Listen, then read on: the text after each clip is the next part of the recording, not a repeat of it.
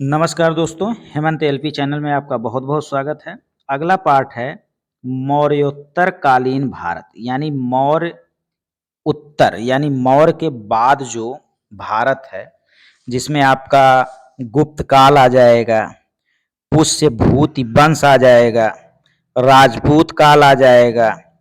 इसके अलावा दक्षिण भारत के जो राज्य हैं इम्पोर्टेंट वो आ जाएंगे। तत्कालीन भारत की राजनैतिक, वैज्ञानिक, धार्मिक एवं सांस्कृतिक गतिविधियां आ जाएंगी।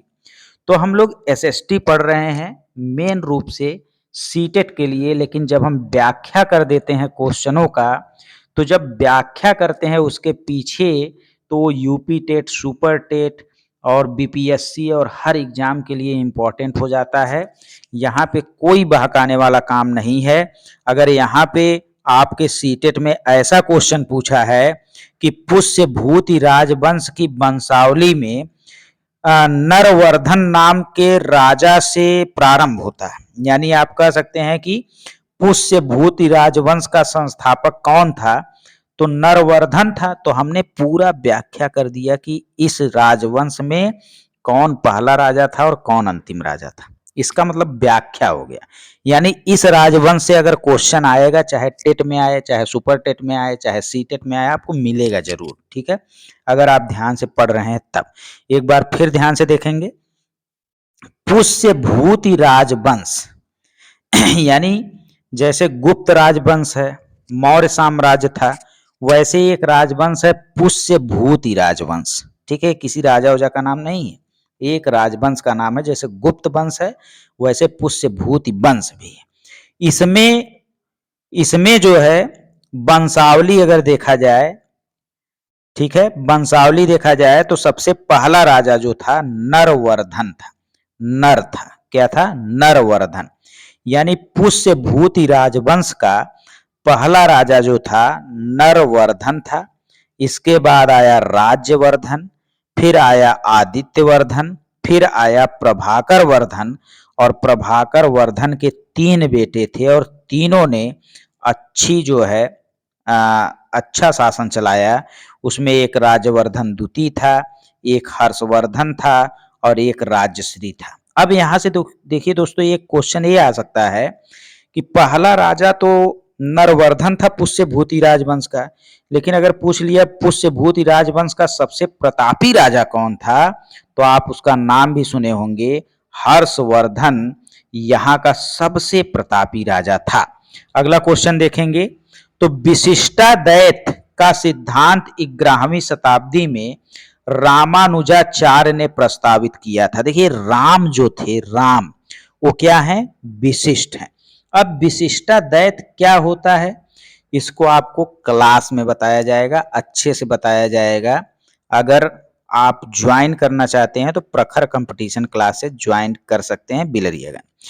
तो विशिष्टाद्वैत का सिद्धांत 11वीं शताब्दी में रामानुज ने प्रस्तावित किया था।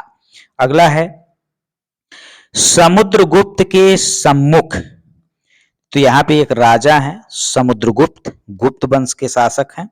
तो समुद्रगुप्त के सम्मुख दक्षिणापात शासकों ने, दक्षिणापात का मतलब है कि दक्षिण भारत के शासक जो थे उन्होंने हार स्वीकार कर लिया था कि भैया समुद्रगुप्त, हम लोग अपने हार को मान रहे हैं, कृपया हमें फिर से अपने शासन को शासन करने की अनुमति दीजिए, बल्कि जो आप कहेंगे होगा वही, बस हमें यहाँ का राजा बने रहने दीजिए। तो समुद्रगुप्त के सम्मुख दक्षिणापात के शासकों ने हार स्वीकार की और उन्हें पुनः शासन करने के लिए अनुमति दी गई। ये इंपॉर्टेंट क्वेश्चन है, आपके कथन कारक में आया है कि उन्हें पुनः शासन करने के लिए अनुमति दी गई। समुद्रगुप्त ने दक्षिणपात युद्ध का वर्णन जो है, समुद्रगुप्त के दक्षिणपात युद्ध का वर्णन, जो दक्षिण भारत की तरफ युद्ध किया था, उसका वर्णन यहाँ पे प्रयाग प्रशस्ति की 19वीं और 20वीं पंक्ति में मिलता है। यानी कुल मिला जुला के प्रयाग प्रशस्ति समुद्रगुप्त से संबंधित है और प्रयाग प्रशस्ति में समुद्रगुप्त के युद्धों का, इसके वीरता का, इसके हर चीज की व्याख्या की गई है। इस युद्ध में उसने 12 राज्यों को पराजित किया भैया। इन राज्यों के प्रति ग्रहण मोक्षानुग्रह की नीति अपनाई गई। यानी पहले समुद्रगुप्त जो है जीता तो उन राज्यों को ग्रहण किया, उसके बाद अनुग्रह करने के बाद मोक्ष स्वरूप सारे राजाओं को पुनः शासन करने की क्या दी गई, अनुमति दी गई। अर्थात विजय के बाद अनेक राज्य क्या कर दिए गए, वापस कर दिए गए। किसके द्वारा, तो समुद्रगुप्त के द्वारा।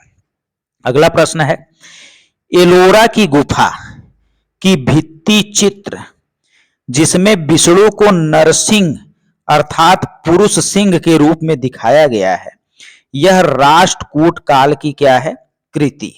यानी कुल मिला जुला के आपको कहा जाए तो जो एलोरा की गुफाएं हैं आपकी ये महाराष्ट्र में है, और इसके दीवार पर, इसकी भित्ति पर जो चित्र बने हैं उसमें एक चित्र विष्णु का बना है और उन विष्णु को नरसिंह दिखाया गया है, यानी पुरुष के समान शेर दिखाया गया है। तो ये सब जो कलाकृति की गई है एलोरा की गुफा में, वो किस काल के शासकों ने किया है, तो राष्ट्रकूट काल के शासकों ने किया है। राष्ट्रकूट काल में एलोरा में चट्टान को काटकर कैलाश मंदिर का निर्माण किया गया है। एलोरा की गुफा में ही कैलाश मंदिर का निर्माण किया गया है। बहुत इंपॉर्टेंट क्वेश्चन है। इसके अलावा एलोरा की गुफा में भित्ति चित्र और एलिफेंडा की गुफाओं में मूर्तिकला आदि का भी निर्माण किया गया है। और ये सब, चाहे एलोरा की गुफा हो चाहे एलिफेंटा की गुफा हो, सब राष्ट्रकूट काल की ही देन है। Very most important. अब यहाँ पे हम ये बात करेंगे कि जो ये सब गुफाएं हैं, एलोरा की गुफाएं हैं, अजंता की गुफाएं हैं, यहाँ पर हजारों साल बीत गए, लेकिन तब के जो चित्रकारी है, मूर्तिकारी है, आज भी वैसा का वैसा सेम दिखाई दे रहा है। इसका कारण क्या है? इसका कारण यह है भाई साहब कि प्राकृतिक वस्तुओं से रंग का निर्माण किया गया था।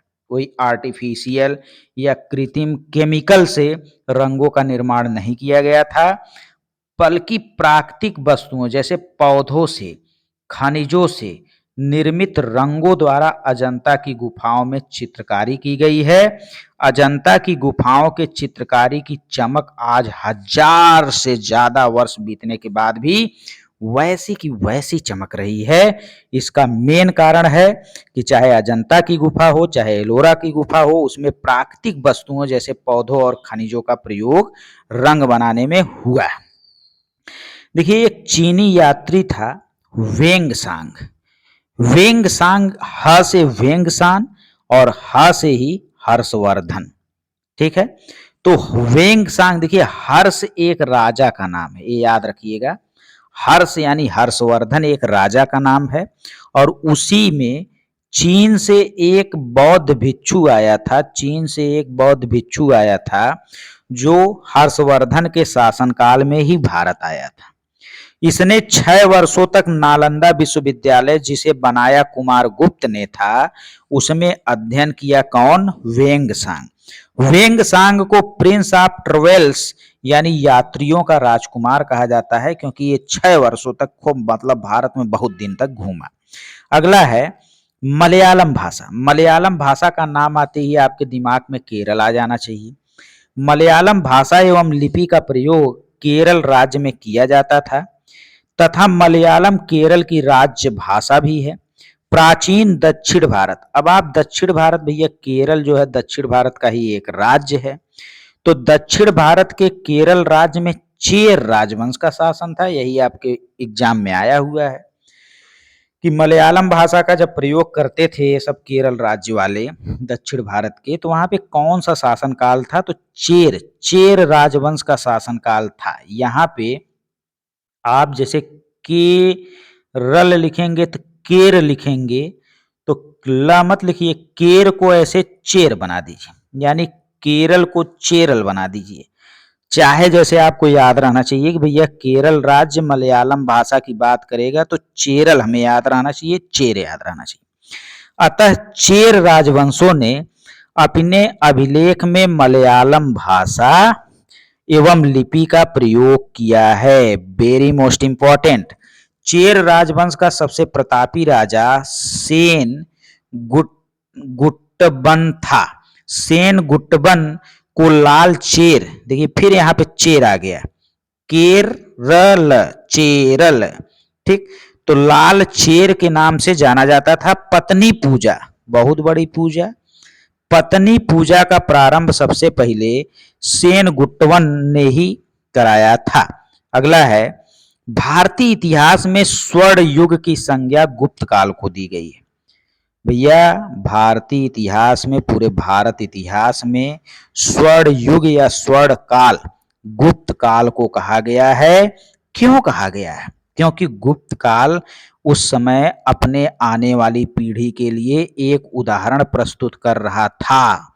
यहाँ पे कला में एकदम बहुत आगे था, साहित्य में एकदम बहुत आगे था, गणित में बहुत आगे था, खगोलकी में बहुत आगे था, धर्म के क्षेत्र में भी अपार वृद्धि हुई, जो मील का पत्थर साबित हुई। जो चंद्रगुप्त द्वितीय हैं, जिन्हें चंद्रगुप्त विक्रमादित्य भी कहा जाता है, वो चंद्रगुप्त द्वितीय के शासनकाल में नौ नवरत्न यहीं पे रहते थे, इसीलिए यह बहुत ज्यादा प्रचलित है। इसके बाद देखिए दोस्तों, वासवदत्ता लिखने वाले जो सुबंधु थे, इसके अलावा घट खरपर थे, छड़पक थे या छड़पाक थे, वीरसेन थे, ये सब चंद्रगुप्त द्वितीय के शासनकाल में आए थे। ये सब चंद्रगुप्त द्वितीय के शासनकाल में रहते थे, इसीलिए चंद्रगुप्त द्वितीय को चंद्रगुप्त विक्रमादित्य भी कहा जाता है। कहीं पे चंद्रगुप्त द्वितीय लिखा है या चंद्रगुप्त विक्रमादित्य लिखा है, दोनों एक ही हैं। चंद्रगुप्त द्वितीय यानी चंद्रगुप्त विक्रमादित्य के दरबार में 9 विद्वान अर्थात नवरत्न रहते थे।